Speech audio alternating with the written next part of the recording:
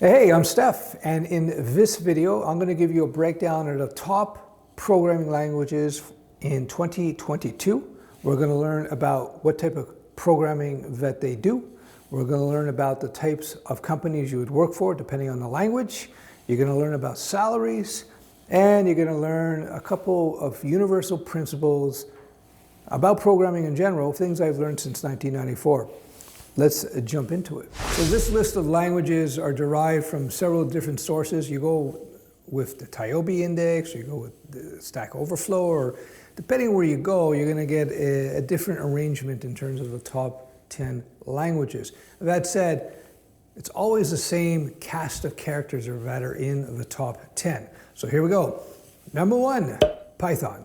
Now Python is a general purpose programming language that has both object-oriented capabilities and functional capabilities. It was developed about 30 years ago by a guy named Guido, and it's super popular because of data sciences, AI, machine learning. It can be used for web app development. You see huge sites like, I believe YouTube was developed with Python and several others.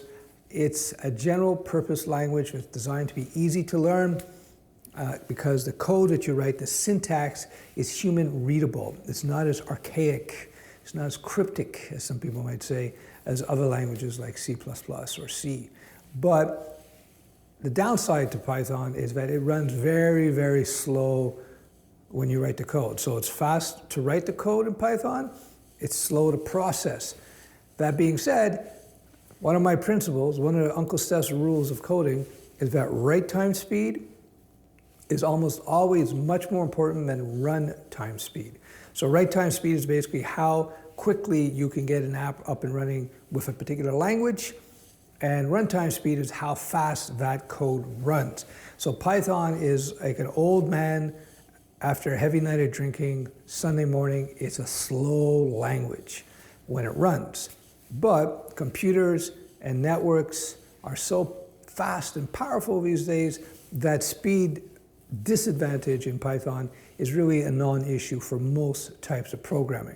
Python is used quite a bit. It's used in a whole bunch of different companies, small companies to medium-sized, large companies. It's used for web apps, it's used for AI, machine learning, it's used as a glue language for server processes. It's a great first language to learn because it introduces you to very common programming paradigms like object-oriented programming and different types of collections, et cetera, et cetera, et cetera, et cetera, et cetera. And at the same time, it opens up a lot of opportunity in terms of the type of programming you will do. So yes, in Python, you could find yourself working for a small company. You can find yourself working for one of the big FANGs. It's very, very diverse. That being said, though there are tons of Python jobs out there, I would imagine most of them are going to be in the data sciences, they're going to be in AI, they're going to be in that kind of work. Whereas if you want to get into more web-oriented stuff, though Python is used there quite a bit, other languages are far more popular in that space. Anyhow, there's Python. On some lists, it's either number 1 or number 2. Needless to say, it's always going to be there. You can't go wrong learning Python, especially if it's your first language, because it's just very approachable. So the second language on the list is JavaScript. JavaScript was invented in about 1995. Don't confuse Java with JavaScript. JavaScript, what I'm talking about now, is a language that was originally invented for the Netscape browser. And it was designed to be a programming language that worked in web browsers. Today, JavaScript is not only used in the web browsers, it's also used on the server with Node.js. So these days, if you're writing JavaScript code in the workplace, you will be writing most of the time front-end code. Think with libraries like React, like Vue, like Angular, and you'll be writing raw vanilla JavaScript as well. JavaScript is used in very large organizations and small startups. It's used all over the place. In terms of web browser programming, when you're writing code that runs in the web browser, programming code, JavaScript is the only game in town. There's no competition. If you're going to be doing Ajax and you're going to be doing API calls and so forth, a lot of times that's going to be done with JavaScript. JavaScript is huge. There's many, many libraries in JavaScript out there. In fact, some people might argue there's too many. a lot of conflict, especially on the server-side programming, which is node-based JavaScript programming. So just to back up a few steps. So you got JavaScript. Traditional JavaScript is web browser programming, where the code, the JavaScript code, is processed in the web browser. And then non-traditional, although it's been around for quite a while now, is server-side JavaScript programming. So with JavaScript, just like with Python, they are interpreted languages, meaning you write that code and that code is run directly by the respective engine. So for example, what's the engine? Python has an app, the Python app that reads and runs your Python code and executes the commands. JavaScript also has an engine, which is just a JavaScript app. It will read and execute your JavaScript code. So traditional JavaScript engine lived inside the web browser. So you have the web browser app, and in there you had another app called JavaScript that read all your JavaScript code and did all kinds of stuff. What they did a while back is they ported JavaScript. They took that engine that was only running in the web browser and they put it on the web server. So then you could run JavaScript code on a web server, and that's code Node. Now, some people argue, if you're going to do web apps, you're probably better off to do JavaScript because you can do it in Node and you can do your JavaScript on the front end. I don't agree with that because when you become an experienced developer, you realize that the languages are almost secondary. Well, they are secondary in importance, so I wouldn't get too caught up on that. But anyway, so you've learned a few things. You learned that Python and JavaScript are both interpreted languages, meaning that they're run directly by the respective engines that process the code. So Python has their own interpreter, JavaScript has their own interpreter. There's other type of languages that work in a totally different way. They're called compiled, which we're going to get into next. JavaScript, again, you can work for small companies, huge companies. Netflix uses JavaScript. Everybody uses JavaScript. JavaScript is almost universal, even more so than Python. JavaScript will allow you a lot more flexibility in terms of jobs as well. Now, in terms of salaries between JavaScript and Python, again, depending on where you go, the parts of the world, type of JavaScript you're writing versus the type of Python, the salaries are going to be, here's a general rule about programming languages and salaries. Don't get caught up in it because at the end of the day, there's an equilibrium that establishes itself over a short period of time with regards to the languages. So you may see some lists where JavaScript programmers make $92,000 a year on average, and Python programmers make $98,000. People go, oh my God, that's $6,000 more. Don't get caught up in that. It all evens out. What will dictate your salary has much less to do with the language, much more to do with your skills. So the next language on my list is C. Now C is one of the old languages. By the way, Python, JavaScript, 25, 35-year-old languages. You can look it up. C is even older. Now C is what you would call a very low-level compiled language, and it's procedural. So I'm going to break down these terms so you understand them. What does low-level mean? Meaning it sits very close to the CPU, meaning you have much more control over the code that you're writing and how it works. Whereas JavaScript and Python, because they work inside the Python and the JavaScript apps respectively, when you're writing Python code, for example, or you're writing JavaScript code, you're sending a command to another program, the JavaScript engine or the Python engine, and then those engines execute the instructions that you've written in the code. Remember, when you're writing programming code, all you're doing is sending instructions to a computer. That's all it is. You're just sending instructions, you know? Order me a pizza, check this email address, that kind of stuff. Anyway, so C is a lower level language in that when you write C code, you're not writing C code to give instructions to some sort of engine, some sort of app that runs the C code. In fact, the C code itself, you write it, and then you send it to an app, and the app processes it and crunches it down to a very compact format that's not interpreted. It's low-level code. It talks closer to the CPU, and that's because of that. I'm trying to avoid some technical details because I just want to get through this as quickly as possible. Because it's closer to the CPU, because it's compacted, compiled down to a more refined, compact format, it's able to run much more quickly. So you may be asking yourself, well, shouldn't we be writing C code then? It's so much better. No, because it takes much more C code to get something done versus, say, a JavaScript or a Python, many other languages.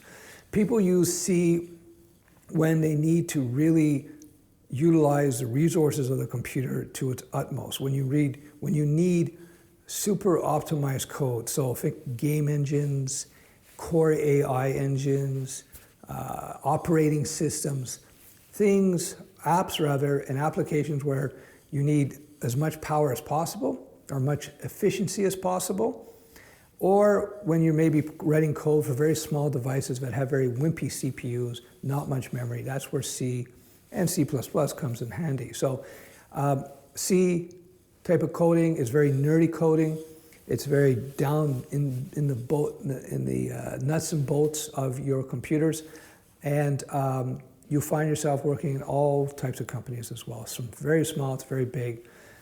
It's a different type of software development than you might see if you were doing JavaScript or Python. Very different in many respects because of the detail that you have to get into with C code. Again, I'm trying to avoid jargon. So there you go. C, in terms of salaries, again, depending on the list, they all pretty much equal out over time. Don't get caught up with the salaries that you see listed. They equal out over time. It's much more about your skills and your overall experience and your ability to communicate that will dictate your ultimate salaries. Anyway, so that's C. Compiled language. It's procedural. It doesn't have object-oriented capabilities like JavaScript and Python. Well, technically, JavaScript is not object-oriented. It's prototype-based, but it kind of acts like object-oriented. Well, actually, excuse that, ES6 has object-oriented capabilities. So let me explain that before we go on. Object-oriented programming languages have all kinds of extra capabilities thrown on top of languages like C, where you can conceptualize your code in the form of objects. Now, object-oriented programming basically gives you a whole bunch of extra capabilities for free. I'll leave it at that. It's more complex in terms of understanding initially, but adds more not optimizations, but it just makes it easier in some circumstances to express a concept for a system with object-oriented code. Now, don't get me wrong, object-oriented coding is not perfect. Some people hate it. Some people prefer functional coding. I kind of like object-oriented coding with a light touch. I don't like to use all the facilities. I don't like to use all the capabilities in object-oriented programming, but I like a few key aspects of it, which I won't get into in this video because it's already getting too long. All right, you got C. Now we're going to talk about C++. C++ is just C with object-oriented capabilities put on top of it. That's all. C++, C are used for the same type of programming. Again, C++ is extremely fast. They use it for operating systems. They'll use it to create other languages with it. Like I think C and C++ are used in Python, used to create JavaScript, for example. C++ used for game engines. C++ are used for the core of AI engines, if you will. Again, if you want super fast running code, you use C or C++. C++ is just an object-oriented version of C, essentially, although I'm sure people are going to comment about some details. This is just an overview. It's just an overview. Again, let me answer that question. Why would anybody want to use higher-level languages like Python, and we'll get into others like Python, JavaScript, Java, C#, PHP, et cetera, if you got these super powerful low-level languages like C and C++. Remember, low-level meaning they run closer to the CPU. There's a bunch of reasons. Essentially, when it comes down to is that low-level languages like C and C++, you get that tremendous speed, but the cost is that it takes a lot more work to get anything done, to write it all. And apparently, the C++ world is kind of, it's kind of wild, so it could be some difficulties there. A good friend of mine said to me, he said, if there's a problem that could only be solved with C++, I'd rather have the problem. He's a big advocate of Rust, for example, which is another language that people are moving towards to replace C++, but that's another story. So let's talk about Java. Java, depending on the list, it's either number 2 or 3 on the most popular programming languages out there today. Java was invented in 1995. The reason Java and JavaScript have similar names is because Java came out first, got a lot of buzz, so the JavaScript creators wanted to catch some of that mojo, kind of a link bait, a clickbait type of naming convention there with JavaScript. So Java came first and JavaScript. They're very different though. The only thing that makes them similar is that they were invented around the same time, I think both in 95. Another thing that makes them similar is I learned those two languages at around the same time. Another thing that makes them similar is that they're both in the C family of languages. They resemble syntactically, in terms of the code that you write, very reminiscent of C, C++, C#, that came after Java, JavaScript. They're in that C language, excuse me, they're in that C family of languages where you got curly braces and pointers. Anyway, we'll get into all that. Not, by the way, I know people are going to correct me, I'm not talking about classical pointers that you have in C and C++. Anyway, let's just go on. So Java is kind of a hybrid. It is an interpreted language that's compiled first. So let me talk about that. So when you write your Java code, and it's a pretty verbose language, meaning you got to write a lot of Java's code to get something done. Not nearly as much as C and C++, but you still got to write a lot. Java is, of course, object-oriented.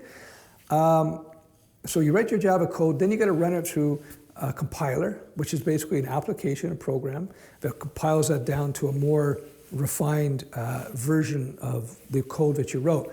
Now, when you do that in C, C++, that goes down to like an executable. Whereas when you do in Java, it goes down to, I think it's called IL, the intermediate language. It's been a while. Now, I used to write a ton of Java code back in the 90s, but I'm really old now. I'm 169 years old, so I forget some details. Anyhow, Java is compiled, but it's compiled down to a more compact interpreted language called the IL. So you have to run your Java code, you compile it to a class, then you run those class files, classes. Anyway, you compile it down to another format, which is basically a much more compressed, optimized language that's then interpreted by an app called the JVM, Java Virtual Machine. So it's kind of a hybrid. Now, the differences these days in 2022 between compiled languages like C and C++ and semi-compiled language, well, it's compiled, but semi-compiled language, I'll categorize it, like Java and C#, those distinctions are becoming more and more blurred because you got these hybrid approaches. Whereas you look at JavaScript, you look at Python, PHP, Ruby, and there's many others out there, they're totally interpreted. There's no compiling at any point. So the whole point of compiling really is speed. Now, when a program is compiled, whether you're writing Java code or C# code or C or C++, when it's compiled, the compiler, the app that's processing all your code, is also doing a bunch of checks on it too to make sure you didn't make any stupid mistakes. It doesn't catch everything, but it does checks. Whereas the interpreted code, you only find out the errors when it's actually run. Now, when it comes to writing code, in terms of the speed of writing them, how expressive a language is, the interpreted languages are far more expressive, meaning your write time speed is much quicker than any of the compiled languages, because you don't have to compile, first of all. And you can just run your code in a web browser, in the case of JavaScript, and see your answer, see the answer. Whereas with C, you got to write the code, then you got to compile it, then you got to run it. It's much more time consuming. It may not seem like it if you haven't done the coding before, but trust me, and you're doing constant changes, constant bug fixing. You don't want to have to compile all the time. It's a real pain in the butt. Although there are optimized methodologies put into place with some compiled stacks. Anyhow, there you go. So Java is used all over the place. It's used to create web apps. It's used to create Android apps, although now they're moving over to Kotlin. It's used to create desktop apps or some desktop apps in Java, and a whole bunch of different areas. Java was designed originally to be a universal language, platform-oriented. So basically, you write your Java code, and you can just run it on Windows, on Mac, on Linux, on Unix, doesn't matter. It worked most of the time, but not all the time. So Java, these days, typically you're going to find yourself working in very large organizations. Java, really, because it's a great language, it's my favorite language of all time, but I would never write any new apps in Java, personally. Java, though, is used, there's so many Java jobs now, so many Java jobs, you won't have to worry about it. But typically, you'll be working for very established organizations, medium to large. You're probably going to be working on bigger systems or Android apps. Although, as I said, Android development, Google, who owns Android, essentially said, hey, you can use Java, but let's move over to Kotlin. Traditionally, when up until recently, If you're writing Android apps, you did it in Java, but now Kotlin is the favorite one. Why Kotlin is faster? These days, because of the nature of how fast computers are and how powerful bandwidth is, how big bandwidth is, we're downloading 4K videos now, so bandwidth is really not much of an issue these days. These days, write time is favored over runtime in terms of language selection. So most companies and most applications will say, I prefer a language or a stack or an environment that's allowed me to write the code much more quickly than being concerned about how fast the code runs at runtime. Not in all situations, but in most situations. Anyway, so there's Java. In terms of salaries, very high pay.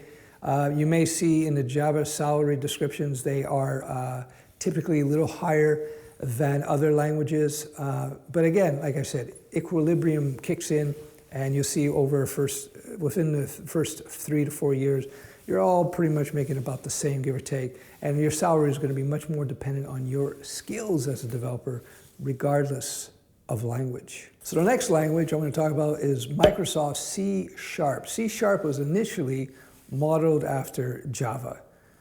They basically had something called J++, Microsoft did, and then they got sued, so they said, okay, forget it, we're going to call it C# now. And C# is basically Java, Microsoft's version of Java. Since C# came out, I think it was about 1999. I remember I was working with a beta in the .NET platform back in the day. It's a nice language. It has capabilities. At the time, it had capabilities that Java hadn't had or didn't have at that time. But at the same time, they're very similar. Now they both compete against each other. You got Java doing something, then Microsoft will do something with C#, and then Java will counter. And they're both very good. Difference is with C#, again, large organizations typically, you might use C# with the Unity platform to create some games. That could be some startup type of business there. C# is used for a lot of .NET, Microsoft-centric stuff, whether it be web apps or client desktop apps. It's pretty good. It's kind of, again, it's a clone of Java. Everything I said about Java is very similar to C#. Yes, this is an overview. I know there's big differences, but so think in terms of salaries, again, it's in neck and neck with Java. So think C#, think Microsoft, think .NET, think Unity, some game programming, think medium to large organizations typically. There you go. Oh yeah, C# is part of the C family, of course. All right, PHP, dirty old PHP. So PHP, I like to call it, it's kind of like the adult language in the programming world, in that nobody goes to these adult sites. If you ask them, well, I don't go to adult sites. But of course, they're the most popular sites out there in the world. They're in the top 3 all the time. So anyway, so PHP was originally invented, I think it was in the early 90s. And it was actually not invented as a programming language. It was invented as a templating language. But over time, people started using it. The creator of PHP said, okay, we got to make it into a programming language. And as such, it was developed, PHP was ad hoc, and it was kind of dirty initially. It was very dirty. But these days, and as I record this in just about 2022, a few days away, PHP is the most popular server-side web programming language in the world. Huge projects like Wikipedia, WordPress, Facebook, and several others run on PHP. So PHP can scale. Don't let people fool you. In fact, PHP runs faster than Python, that's for sure. PHP is highly optimized for web app development. You won't see PHP being used anywhere but server-side programming. I've seen PHP AI implementations. Why would you do that? No, you're just going to use Python or maybe R for that, and C++ or C or something. But PHP, generally speaking, think PHP, think web app development, server-side programming. It's my number one choice if I'm going to be prototyping some new startup type of web app, because it's just so easy to deploy. It's an easy language to learn. It's relatively good in terms of server resources, meaning it takes less memory, less CPU to output X number of pages. It's a good web programming language, highly specialized. Some people don't like the syntax. A lot of the bad press about PHP is based on people's perceptions of what it was, 10, 15 years ago. We're at PHP 8, which has all these enterprise level capabilities like namespaces. It's fully object oriented now, blah, blah, blah, blah, blah. It can be strongly typed, strictly typed now. It's a very capable language, and they've taken a lot of the stuff out of it that used to cause people problems. Anyhow, so PHP is always in the top 10 list. It has been for decades now, and it ain't going away. It ain't going away. PHP salaries, again, when you look at them, initially it look like they're lower, but that's because a lot of people do PHP doing simple things like WordPress updates and stuff like that. But when, again, with experience and just a little bit of time, within the first year, 2, maybe 3 max, you see all the salaries start to even up if you're skilled at what you do. So yeah, PHP, it's the red-headed stepchild of the programming world. It ain't going anywhere. Yeah, I should point out PHP is a interpreted language like JavaScript, like Python. So anyhow. So I'm going to bring up R. R is a programming language that's apparently been gaining a lot of speed lately. Depending on the list, you'll see it in the top 10. It's used a lot in data sciences, machine learning. It's cross-platform. People really like R. Again, you find yourself working, you find R used in school settings, large corporations use R. You won't see yourself programming in R, I would imagine, in small companies, most web companies. You won't see R used for web development, although there might be some implementations we're not aware of. It's growing fast. It has some good capabilities. It's just something to keep your eye on. I mention it because in the list that I've been researching, they seem to, it pops up, it's popping up, so I have to mention it. So R, yeah.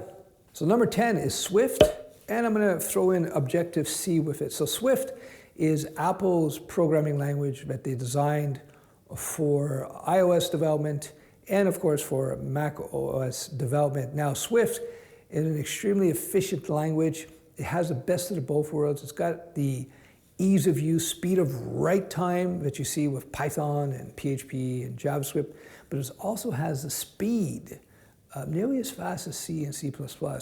So Swift has been ported to the server. IBM did something, but that kind of failed, and other people have done it. But generally speaking, 99.9999% of Swift programming is going to be for iOS development, and I guess for OS X development.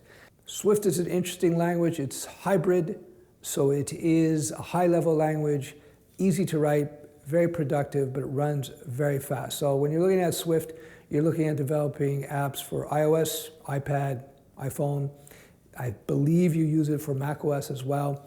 Objective-C was what Apple used prior to Swift, and Objective-C is still widely used as well. It's much more low-level. It's much more difficult to work with. I don't know about, I haven't looked at the speed differences, but again, when you're evaluating languages, don't get too caught up at runtime speed. Don't get too caught up with runtime speed.